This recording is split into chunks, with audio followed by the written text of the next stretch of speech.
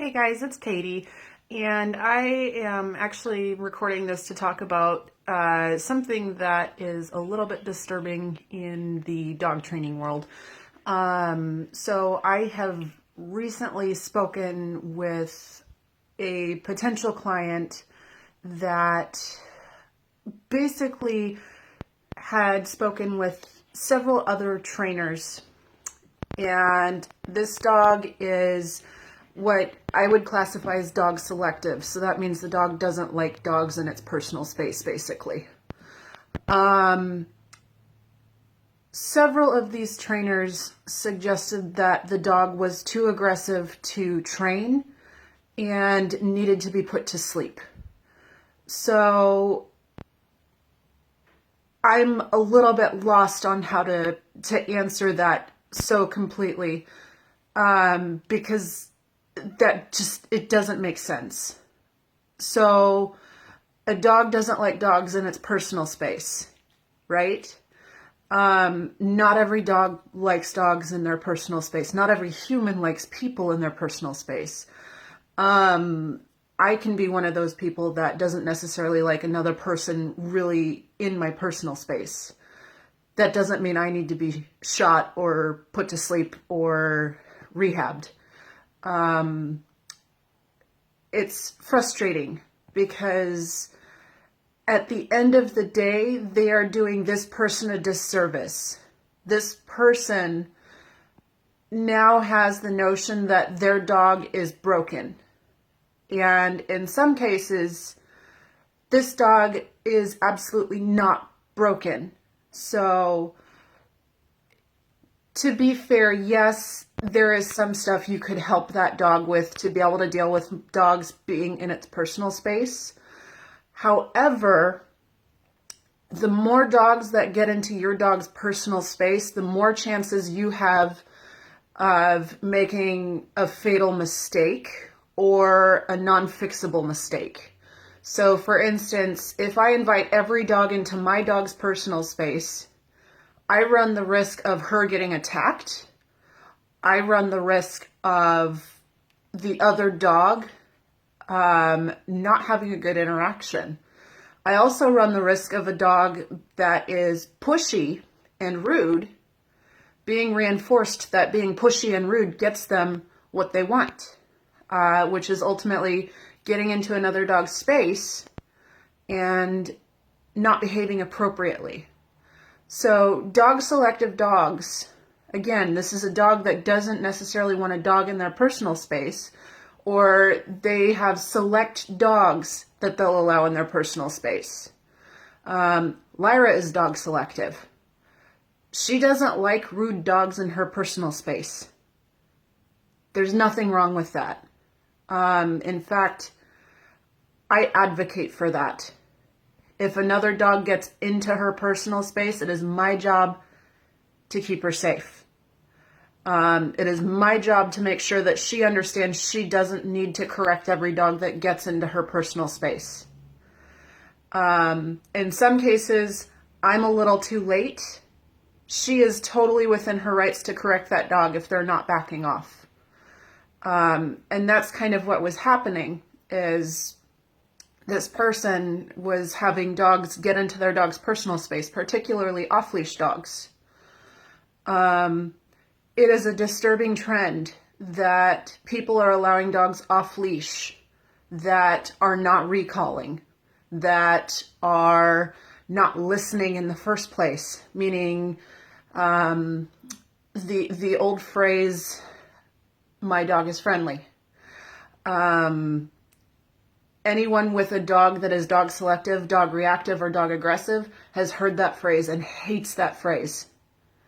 Because of the fact that now we have basically the knowledge that this dog is not going to be under control, more likely than not.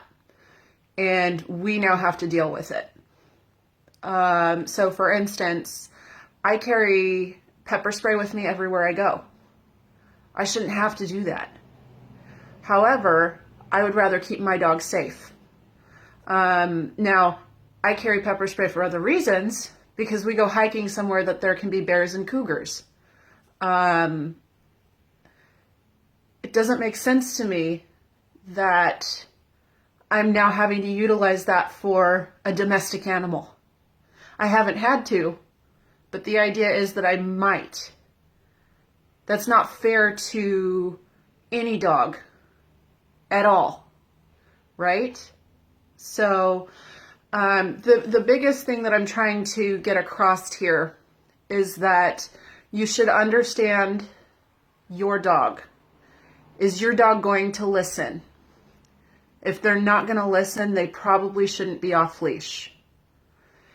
It's not that I'm saying that you can't ever let your dog off leash, but for their own safety and for the safety of other dogs' training and for their emotional safety, it's better to not let your dog off leash and to have to say, sorry, tough luck, than it is to end up with a vet bill or to end up with your dog running into the road getting hit by a car or something similar. So again, my point is more about knowing your dog. If you know your dog is not going to listen, the leash should still be on. Because even if your dog is not going to listen in that environment, at least you have a 6-foot safety net. Yes, you should train that dog in that environment and you should help them learn to understand what you want. But for the safety of those around you, it's not fair if you allow your dog to run around unchecked. This is regardless of your training philosophy. If you want to use treats to keep your dog's attention, great. I use treats for attention all the time, but the idea is that cookie is not going to help if the dog doesn't want it. So if my dog gets 60 feet away from me and doesn't want a cookie, would rather go to another dog, I've kind of lost out on the opportunity to help my dog understand what I want, because I'm giving the dog unbridled access to something they shouldn't have.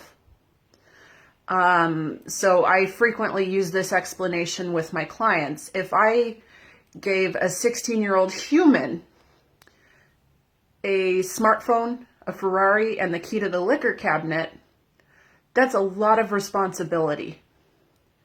Now, would I trust that 16-year-old with that responsibility? Absolutely not. That's not fair. That's kind of what happens when you give your dog total off-leash access. If your dog will listen in that environment, absolutely give them off-leash freedom, provided they're listening. That's fine by me. I allow my dog off-leash anywhere that I know she'll listen, as long as there are no leash laws. Now, if there's a leash law, she's leashed. That's kind of important because I come across dogs all the time that are allowed off leash that shouldn't be. And I'm not going to preach to this person while their dog is doing something that I cannot control.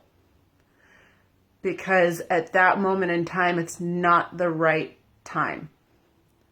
So I am urging you to consider, while your dog is not running around off leash, uncontrolled, think about whether or not that off leash scenario is going to end well. Is it going to end up with your dog getting attacked? Is it going to end up with your dog not trusting you to keep their space safe? Reactive dogs are reactive because they can't trust that their personal space is safe. A lot of times. It's a fear-based response. Now, socializing is important, but socializing without control does not help. Anyways, that's kind of what I wanted to get across today. If you have questions, comments, concerns, always feel free to comment, message, text, email. Anyways, you guys have a great day, and I will talk to you soon.